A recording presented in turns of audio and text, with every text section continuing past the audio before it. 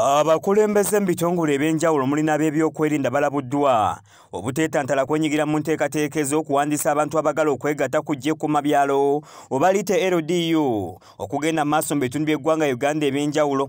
Kuno kulabula abanagezaamu oba abakulembeze okusaba bribes nga LC1 ne Gisos. Nsaba abantu mutukubira amasimu, mukubira RDC essimu, mukubire police essimu, omuntu gundi abadde ansaba sente nyaga kuyingira wa local defense person. Oyo muntu ajja kukwatibwa n'atwalibwa ku poliisi n'ava ku poliisi ng'agenda mu mbuga z'amateeka. Kubanga obubeera bubbi naye twagala omuntu kubyeyingizaamu, twagala omuntu kusaba bribes kubanga ebyo nabanga byonona erinnya. Kabeere muntu waffe nga tummanyi obanga si waffe.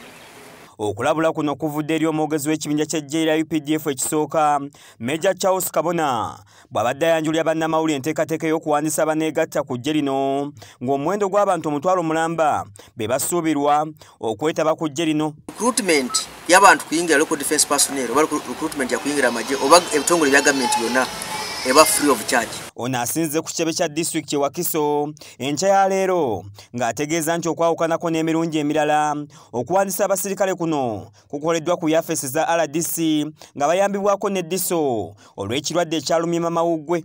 Agamba nti ku mulundi guno omukisa guweereddwa abo abaakuguka mu mirimu egy'enjawulo egy'ekinnasayansi n'abaasoma emirimu gy'emitwe kuba eggye lya UPDF likyagenda mu maaso n'okwenyigira mirimu egy'enjawulo egikulaakulanya n'okuzimba eggwanga erya Uganda. Twagala oyo omuntu owasoma subject courses ez'ebyemikono artisan courses ba plumbers mbamanyi, abasoma mechanics tubaagala, abasoma driving tubaagala, abasoma carpentry tubaagala, ne course endala naye nga eziri vocational courses amaze senior 4 nawo tuba tumwaniriza okujja kuyingira.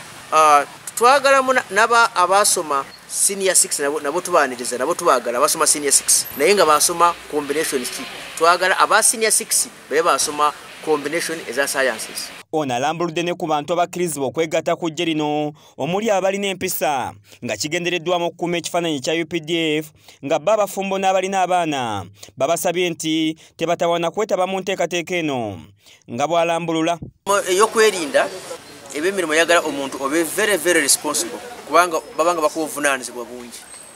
Kati oba ojja ng'olina family ogyerese waka ntitwala ku training y'emyezi 8 oba 9 ku training awo omukazi waka omulese waka bakubira essimu maga omukazi w'omulwadde oba agenze mulago kuzaala onaconcentrating training.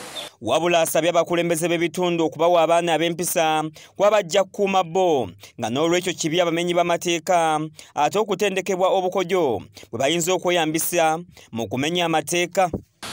Abaziba emisango tubaagala ate twagala omuntu oyo abeere ng'alina criminal record nga yazaako emisango mabega tumwagala. Kati ovunaanyizibwa oba omulimo munene kati gubeera mu mikono ya LC1 ne Giso.